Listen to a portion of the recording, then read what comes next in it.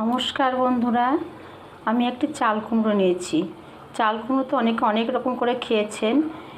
আমি যেভাবে করছি সেভাবে একবার করে খেয়ে দেখবেন, ভালো লাগবে।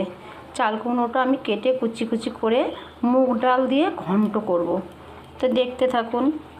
চাল কুমড়োটাকে আমি ঝিরিঝিরি করে কেটে নিয়েছি। এদিকে কড়া বসিয়ে দিয়েছি, একটি তেজপাতা দিয়ে দিলাম, আর সামান্য একটু সাদা জিরে ফোড়ন দিয়ে দিচ্ছি।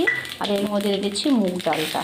মুগ ডালটা একটু ভাজা ভাজা হয়ে গেলে এতে আমি কাঁচা লঙ্কা দিয়ে তারপরে কুমড়োটাকে ছেড়ে দিচ্ছি। এবার আমি কুমড়োটাকে ছেড়ে দিচ্ছি।